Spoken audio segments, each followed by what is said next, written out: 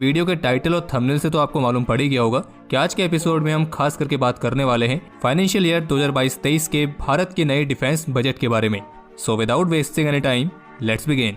तो हर साल की तरह इस साल भी हर किसी ने एक अच्छे डिफेंस बजट की उम्मीद तो लगाई होगी, लेकिन यहाँ पर सवाल यह है कि क्या इस बार का डिफेंस बजट हम सभी की उम्मीदों पर खरा उतर पाया है या नहीं। तो इस चीज को हम डिस्कस करेंगे वीडियो के एंड में। उससे पहले ये जान लेते हैं कि इस बार के बजट में डिफेंस सेक्टर को कितना मिला है और वो कैसे कैसे और कहां कहां डिवाइड होने वाला है। तो शुरू करने से पहले हम आपको डिफेंस बजट का एक बेसिक सा क्राइटेरिया बता देते हैं कि जो डिफेंस बजट होता है वो मुख्य रूप से किस किस कैटेगरी में डिवाइड होता है। तो इसमें मुख्य रूप से 3 कैटेगरी आती हैं। तो पहली कैटेगरी है रेवेन्यू एलोकेशन, या फिर आप ये भी कह सकते हैं कि रेवेन्यू एक्सपेंडिचर, यानी कि इस कैटेगरी में जितना भी बजट दिया जाएगा वो सारा खर्च होगा डिफेंस एस्टेब्लिशमेंट की मेंटेनेंस में और साथ ही साथ हमारे पर्सनल की सैलरीज और इस तरह की बाकी की पेमेंट्स में। इसके बाद जो हमारी दूसरी कैटेगरी है वो है डिफेंस कैपिटल आउटले की, और इस कैटेगरी में जो भी बजट आएगा वो खर्च होगा इंडियन आर्म फोर्सेस के इंफ्रास्ट्रक्चर में, मॉडर्नाइजेशन में, यानी कि वेपन्स, इक्विपमेंट, ये सब चीजें खरीदने में। और जो हमारी तीसरी मेन कैटेगरी है वो है डिफेंस पेंशन की, और इसका सीधा सा मतलब यही है कि इस कैटेगरी में जो भी बजट आएगा वो हमारे रिटायर्ड पर्सनल की पेंशन के लिए है। हालांकि इनके अलावा और भी कई छोटी छोटी कैटेगरीज हैं, लेकिन 3 मेन कैटेगरीज यही हैं और उम्मीद है आपको यहाँ तक बात समझ में आ गई होगी। अब बढ़ते हैं आगे। तो इस साल का जो हमारा टोटल यूनियन बजट था वो था करीब 39.45 लाख करोड़ रुपीस। अब इस टोटल बजट में से भारतीय रक्षा मंत्रालय को मिला, या यूं कहें कि भारत के डिफेंस सेक्टर को मिला 5.25 लाख करोड़ रुपीस, जो कि टोटल यूनियन बजट का 13.31% हिस्सा होता है। और अगर आप इसे फाइनेंशियल ईयर 2021-22 यानी कि पिछले साल से कंपेयर करते हैं तो इसमें आपको 9.82% तक की बढ़ोतरी देखने को मिलेगी।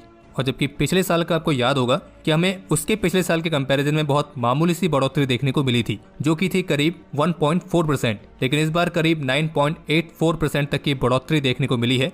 अब इस 5.25 लाख करोड़ रुपीस के टोटल डिफेंस बजट में से 2.33 लाख करोड़ रुपीस जाएगा रेवेन्यू एक्सपेंडिचर में। और आपको ये फिर से क्लियर कर दें कि रेवेन्यू एक्सपेंडिचर वाला जो खर्च होता है वो सैलरी के अलावा इंडियन आर्म फोर्सेस के इंफ्रास्ट्रक्चर की मेंटेनेंस, सड़क बनाना हो, ब्रिज बनाना हो, ये सब निर्माण में भी खर्च होता है। और इसी के अंदर डिफेंस पब्लिक सेक्टर यूनिट यानी कि DPSU और कैंटीन स्टोर्स भी आते हैं। तो अगर आप ये सोच रहे हैं कि पूरा बजट सैलरीज में जाने वाला है तो ऐसा नहीं है, पर हाँ कह सकते हैं कि पिछले साल के कंपैरिजन में इस साल भी सैलरी में बढ़ोतरी देखने को मिलेगी। अब बाकी इसके बाद जो दूसरी कैटेगरी है डिफेंस कैपिटल आउटले की, और ये हमारे मिलिट्री पावर के लिहाज से काफी अहम पार्ट है। और कोई भी हथियार खरीदना हो, कोई भी इक्विपमेंट खरीदना हो, ये सब चीजें इसी बजट से होती हैं। और इसलिए इस बार इस काम के लिए भारत के डिफेंस कैपिटल आउटले के लिए हमें मिला है 1.52 लाख करोड़ रुपीस। और इसके बाद जो तीसरी कैटेगरी है डिफेंस पेंशन की, तो इस कैटेगरी के लिए टोटल बजट में से 1.19 लाख करोड़ रुपीस निर्धारित किए गए हैं। और जबकि पिछले साल डिफेंस पेंशन के लिए जो बजट था वो करीब 1.15 लाख करोड़ रुपीस था, और इसलिए अगर देखा जाए तो इस बार लगभग 4000 करोड़ रुपए तक की बढ़ोतरी हुई है।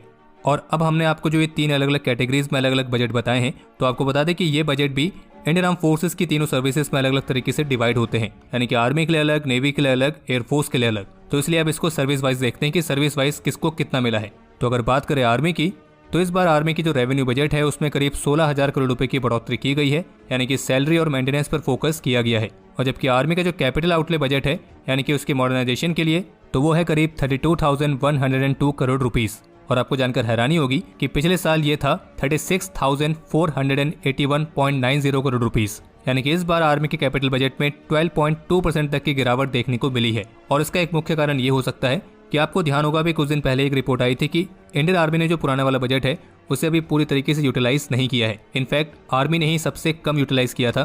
तो एक कारण ये हो सकता है कि इस बार आर्मी का जो कैपिटल आउटले बजट है उसे कम रखा गया है। इसके बाद अगर बात करें नेवी की, तो नेवी का जो रेवेन्यू बजट है वो है करीब 25,000 करोड़ रुपए, और पिछले साल यह था करीब 23,000 करोड़ रुपए, यानी कि इसमें तो कोई ज्यादा खास बढ़ोतरी देखने को नहीं मिली है। लेकिन अगर बात करें कैपिटल आउटले बजट की, तो नेवी के मामले में इस बजट में अच्छी खासी बढ़ोतरी देखने को मिली है, जो कि है करीब 44.53%, और इसके तहत इंडियन नेवी को मिला है 46,323 करोड़ रुपीस। और ऐसा माना जा रहा है कि इस खास बजट के साथ भारत सरकार भारत की समुद्री ताकत को बढ़ाने में ज्यादा ध्यान केंद्रित कर रही है। और अगर अब इसके बाद बात करें इंडियन एयरफोर्स की, तो इस साल इंडियन एयरफोर्स का जो रेवेन्यू बजट है वो करीब 32,000 करोड़ रुपए है। हालांकि पिछले साल के कंपैरिजन में इसमें भी कुछ खास बढ़ोतरी देखने को नहीं मिली है। लेकिन अगर बात करें कैपिटल बजट की, तो इंडियन आर्म फोर्सेस की तीनों सर्विसेज में से एयरफोर्स को ही सबसे अधिक कैपिटल बजट मिला है, जो कि है करीब 55,586 करोड़ रुपीस। लेकिन अगर आप पिछले साल के बजट से कंपेयर करते हैं तो फिर वो इंडियन नेवी का ही बजट है जिसने 44.53% के साथ सबसे अधिक बढ़ोतरी की है। और जबकि पिछले साल के कंपैरिजन में भारत के टोटल कैपिटल बजट में 12.82 यानी कि 12.82% तक की बढ़ोतरी हुई है। और केवल इंडियन नेवी नहीं बल्कि इस बार इंडियन कोस्ट गार्ड के बजट में भी अच्छी खासी बढ़ोतरी देखी गई है, जो कि है करीब 60.24%। और इस साल का इंडियन कोस्ट गार्ड का बजट है 4246 करोड़ रुपीस, जबकि पिछले साल ये था 2650 करोड़ रुपीस। इसके अलावा इस बार रिसर्च एंड डेवलपमेंट के लिए रखा गया है 11,981 करोड़ रुपीस का बजट, और इसमें से 25% तक का हिस्सा स्टार्टअप्स और प्राइवेट इंडस्ट्रीज के लिए रखा गया है।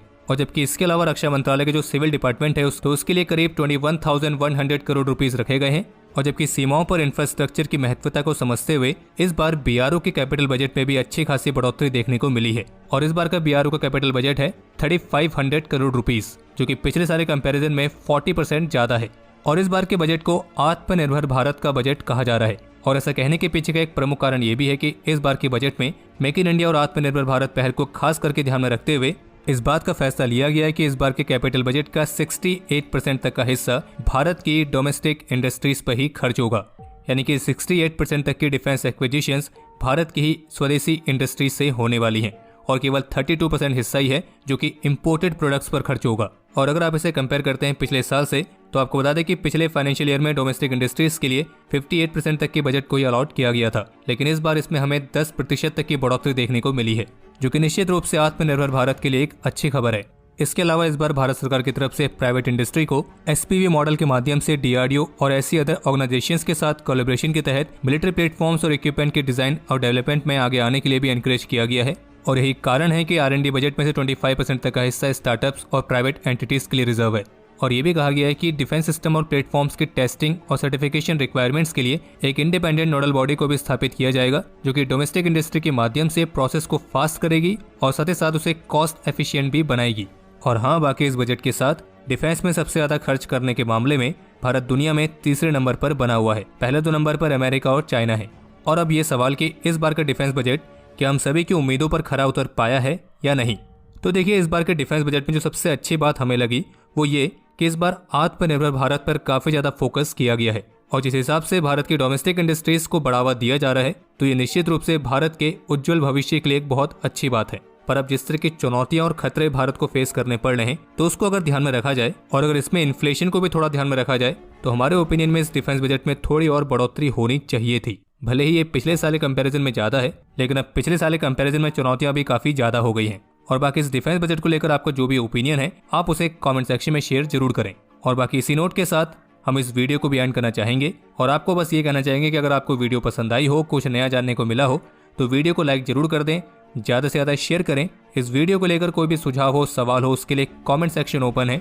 और अगर आपने अभी तक चैनल को सब्सक्राइब नहीं किया है तो सब्सक्राइब करना ना भूलें। और हम जल्दी मिलेंगे ऐसे एक और इंटरेस्टिंग एपिसोड के साथ। तब तक के लिए जय हिंद, वंदे मातरम।